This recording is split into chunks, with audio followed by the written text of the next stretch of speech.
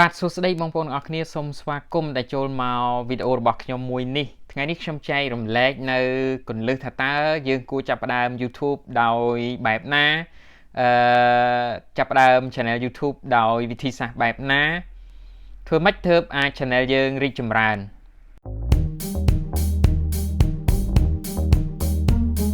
សម្រាប់បងប្អូនថ្មីដែលអត់ទាន់បាន Subscribe Channel របស់ខ្ញុំបងប្អូនអាចចុច Subscribe Channel របស់ខ្ញុំចុចសញ្ញារូបកណ្ដឹងដើម្បីទទួលបាននៅគន្លឹះផ្សេងពាក់ព័ន្ធទៅនឹងបច្ចេកទេសនៅក្នុងការរកលុយពី YouTube ហើយនឹងការលើកទឹកចិត្តផ្សេងពីខ្ញុំបងប្អូនតែងតែសួរខ្ញុំថាតើខ្ញុំមានគន្លឹះអ្វីហើយខ្ញុំមានតិចនិចអីដែល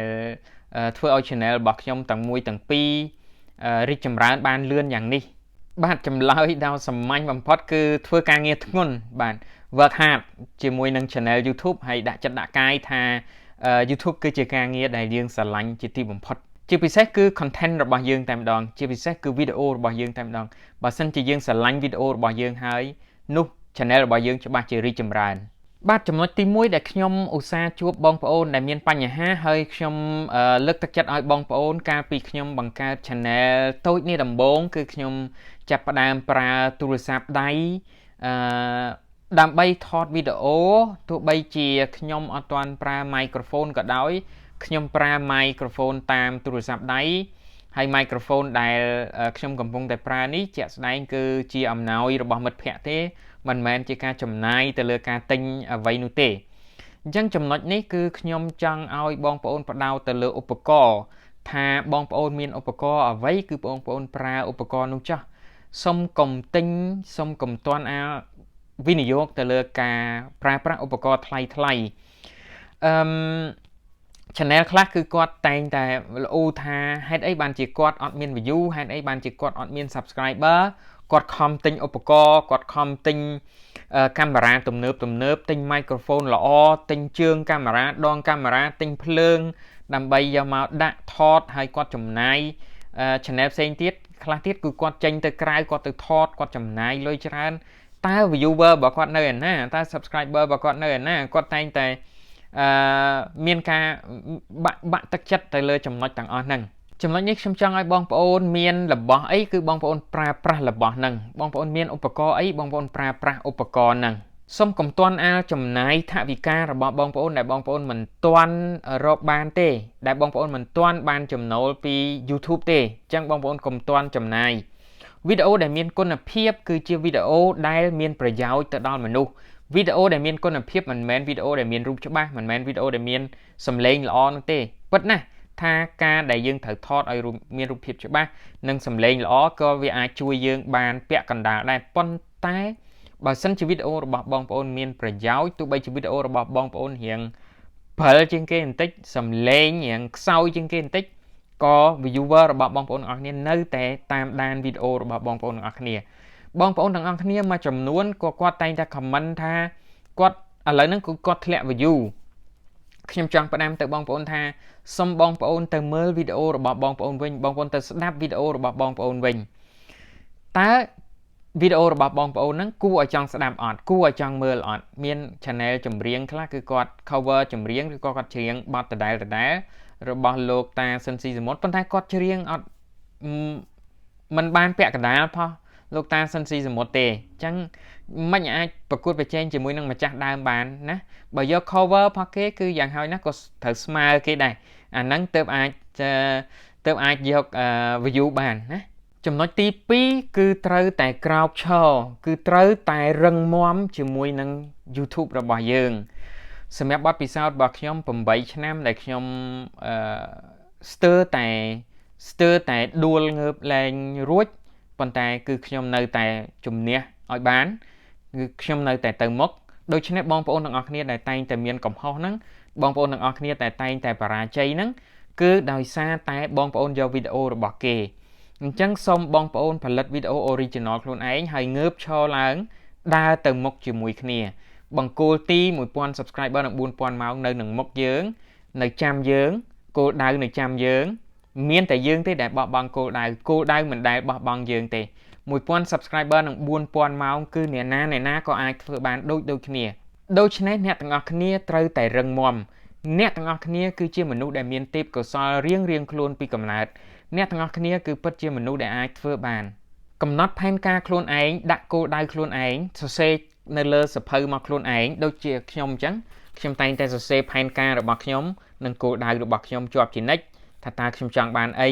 នៅខែក្រោយនៅថ្ងៃស្អែកខ្ញុំត្រូវធ្វើអីនៅ3ខែក្រោយខ្ញុំត្រូវធ្វើអីនៅ1ឆ្នាំក្រោយតើ channel របស់ខ្ញុំត្រូវរីកចម្រើនដល់ប៉ុណ្ណាអ្នកនរគ្នាសរសេរគោលដៅហ្នឹងមកហើយធ្វើទៅតាមផែនការដែលអ្នកនរគ្នាបានកំណត់មកនោះអ្នកនរគ្នានឹងជោគជ័យហើយចំណុចទី3គឺយកចិត្តទុកដាក់ជាមួយនឹង audience របស់អ្នកនរគ្នាយកចិត្តទុកដាក់ជាមួយនឹង viewer របស់អ្នកនរគ្នាអ្នកនរគ្នាដឹងស្រាប់ហើយថា channel របស់យើងគឺជា channel ដែលបង្ហាញនូវទេពកោសល្យរបស់យើងទៅកាន់ viewer បើសិនជា viewer របស់យើងគាត់មានបញ្ហាគាត់សួរយើងតាមរយៈ comment ហើយយើងធ្វើមិនដឹងមិនឮថាតើវីដេអូក្រោយរបស់យើងគាត់ចាប់អារម្មណ៍ទៀតដែរឬអត់ចំណុចដែលសំខាន់បងប្អូនត្រូវតែឆ្លើយតប comment ត្រូវតែយកចិត្តទុកដាក់ទៅដល់ viewer របស់អ្នកនរគ្នាពួកគាត់គឺជាស្ដេចពួកគាត់គឺជាមនុស្សពិសេសសម្រាប់អ្នកទាំងអស់គ្នា YouTube algorithm គឺផ្ដោតទៅលើ viewer របស់អ្នកទាំងអស់គ្នាបើសិនជា viewer របស់អ្នកទាំងអស់គ្នាអត់ view វីដេអូរបស់អ្នកទាំងអស់គ្នាវីដេអូរបស់អ្នកទាំងអស់គ្នានឹងអត់ suggest ហើយអត់ rank ទេ YouTube algorithm គឺជា robot មួយដែលធ្វើទៅតាមចំណូលចិត្តរបស់ viewer របស់អ្នកទាំងអស់គ្នាណាអ្នកទាំងអស់គ្នាកុំភ្លេចថាបើអ្នកទាំងអស់គ្នាធ្វើឲ្យ YouTube algorithm សប្បាយចិត្តនោះ viewer របស់អ្នកទាំងអស់គ្នាក៏សប្បាយចិត្តបើអ្នកទាំងអស់គ្នាធ្វើឲ្យ viewer របស់អ្នកទាំងអស់គ្នាពេញចិត្ត YouTube algorithm នឹងសប្បាយចិត្តហើយ suggest វីដេអូរបស់អ្នកទាំងអស់គ្នាចេញទៅខាងក្រៅដូច្នេះការយកចិត្តទុកដាក់ជាមួយនឹង viewer របស់អ្នកទាំងអស់គ្នាគឺជារឿងដែលសំខាន់បំផុតចំណុចទី4គឺ YouTube គឺជាមុខរបរដែលធ្វើការឲ្យខ្លួនឯង7ថ្ងៃក្នុងមួយថ្ងៃគឺ24ម៉ោងអ្នកនរគ្នានឹងនិយាយថាអូលោកគ្រូដូចជាធ្ងន់ធ្ងរពេកហើយមួយអាទិត្យ7ថ្ងៃហើយ24ម៉ោងបាទពេលណាចង់សម្រាកទៅអត់មានម៉ោងអត់មានពេលជាមុខរបរដោយខ្លួនឯងកំណត់ជោគវាសនាដោយខ្លួនឯងសម្រេចក្តីសម័យដោយខ្លួនឯងប៉ុន្តែអ្នកនរគ្នាត្រូវតែ work hard អ្នកនរគ្នាត្រូវតែ work hard អ្នកនរគ្នាមានដែលអានសភៅប៉ះនៅទ្រឹស្ដីមួយទេដែលគេនិយាយថាបើសិនជាចង់ជោគជ័យខ្លាំងទាល់តែធ្វើការឲ្យធ្ងន់បើសិនជាចង់ជោគជ័យជាងអ្នកធម្មតាទាល់តែអ្នកទាំងអស់គ្នាធ្វើការងារធ្ងន់ជាងអ្នកធម្មតាបើសិនជាអ្នកទាំងអស់គ្នាអាប់ឡូតវីដេអូហើយអ្នកទាំងអស់គ្នាត្រូវតែចូលទៅមើល analytics របស់អ្នកទាំងអស់គ្នាសុំកុំអាប់ឡូតវីដេអូហើយអង្គុយចាំមើល view ចូលទៅមើល analytics share ចូលទៅកាន់ Facebook share ទៅកាន់ទៅ Twitter share ទៅកាន់ blogger តាមដែលអ្នកទាំងអស់គ្នាមានទៅតាម social media ដែលអ្នកទាំងអស់គ្នាមានបន្ទាប់មកទៀតចូលទៅមើល audience retention តើ viewer របស់អ្នកទាំងអស់គ្នាគាត់ពេញចិត្តគាត់សប្បាយចិត្តទៅនឹងវីដេអូរបស់អ្នកទាំងអស់គ្នាដែរឬអត់ចុងក្រោយអ្នកទាំងអស់គ្នាត្រូវចូលទៅ comment មើល comment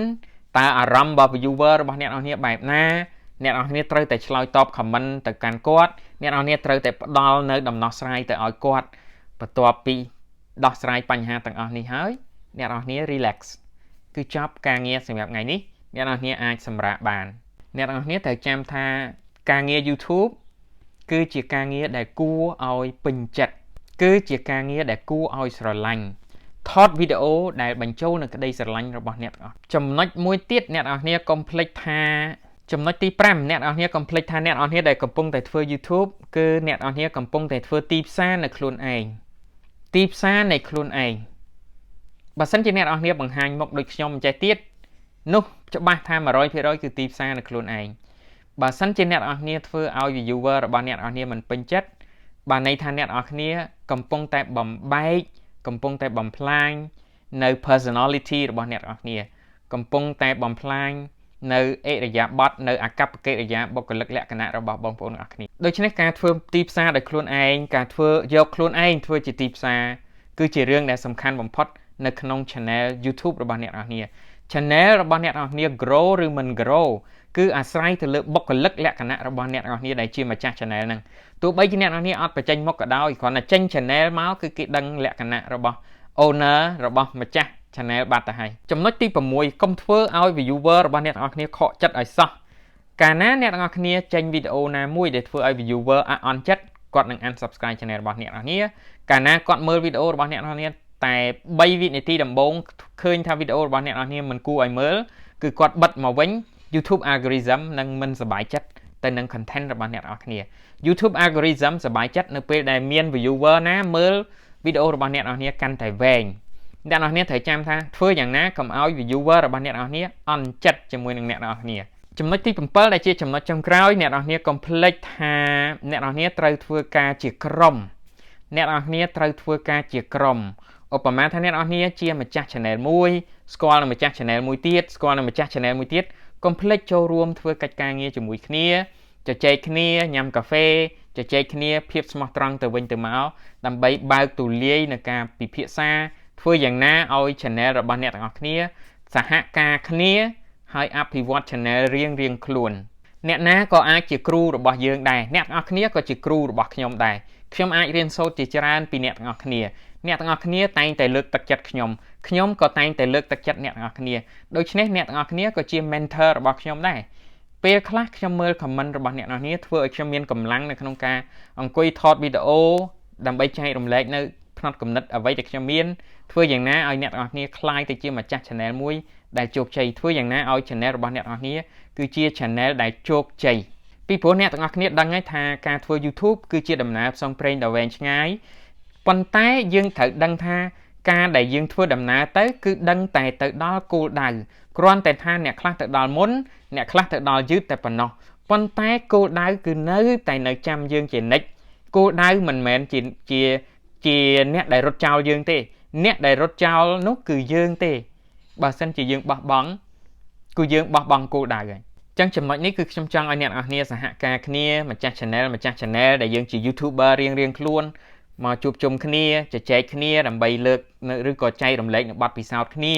channel នេះគាត់រីកចម្រើនដោយសារអី channel នេះគាត់មិនរីកចម្រើនដោយសារអីយើងកុំគិតតែពីរឿងផលប្រយោជន៍អ្នកទាំងអស់គ្នាដែលកំពុងតែមើលវីដេអូរបស់ខ្ញុំនេះបើសិនជាខ្ញុំឆាចគឺក្នុងម្នាក់អស់ណាក៏$25ដែរ15នាទីឬក៏មួយ session ប៉ុន្តែសួរថាបើនៅពេលដែលអ្នកទាំងអស់គ្នាមើលវីដេអូរបស់ខ្ញុំតើអ្នកទាំងអស់គ្នាខាតលុយដែរឬទេអត់សោះប៉ុន្តែអ្នកណាដែលជាអ្នកឲ្យលុយខ្ញុំ YouTube ទេដែលជាអ្នកឲ្យលុយខ្ញុំនោះអ្នកទាំងអស់គ្នាគ្រាន់តែចំណាយពេលមើលវីដេអូរបស់ខ្ញុំតែប៉ុណ្ណោះហើយយកគំនិតអ្វីដែលខ្ញុំបានលើកឡើងនៅក្នុងវីដេអូនេះទាំង7ចំណុចយកទៅអភិវឌ្ឍខ្លួនបន្តិចម្ដងធ្វើយ៉ាងណាអ្នកទាំងអស់គ្នាអាច build up channel របស់អ្នកទាំងអស់គ្នាឲ្យកាន់តែធំឡើងពីមួយឆ្នាំទៅមួយឆ្នាំពីមួយថ្ងៃទៅមួយថ្ងៃពីមួយខែទៅមួយខែអ្នកទាំងអស់គ្នា5ឆ្នាំទៀតនឹងមកដល់ពេលនោះអ្នកទាំងអស់គ្នានឹងដឹងថានេះជាការសន្សំប្រាក់នេះគឺជាការរកប្រាក់ដោយស្ងៀមស្ងាត់ជាទីបំផុតចុងក្រោយអ្នកទាំងអស់គ្នាមានចម្ងល់អីផ្សេងឬក៏មាន comment អីផ្សេងអាច comment នៅខាងក្រោមវីដេអូរបស់ខ្ញុំមានវីដេអូមេរៀន YouTube ជាច្រើននៅខាងក្រោមហើយនៅចុងបញ្ចប់នេះខ្ញុំមានដាក់វីដេអូ2ទៀតនៅដើម្បីឲ្យបងប្អូនអរគ្នាភ្ជាប់ទៅមើលវីដេអូរបស់ខ្ញុំពាក់ព័ន្ធទៅនឹងមេរៀនក៏ដូចជាគន្លឹះបច្ចេកទេសផ្សេងនៅក្នុងការរកលុយពី YouTube ដែលខ្ញុំនៅក្នុង channel នេះខ្ញុំអភិវឌ្ឍ2ចំណុចទី1គឺ hard skill បច្ចេកទេសនៅក្នុងការរកលុយពី YouTube និងទី2គឺ soft skill ការអភិវឌ្ឍផ្នត់គំនិតដើម្បីឲ្យអ្នកនរគ្នាអាចយកទៅអភិវឌ្ឍ channel របស់អ្នកនរគ្នាឬក៏អភិវឌ្ឍខ្លួនរបស់អ្នកនរគ្នាឲ្យក្លាយទៅជាអ្នកដឹកនាំ channel ឬក៏ជាអ្នកដឹកនាំក្រុម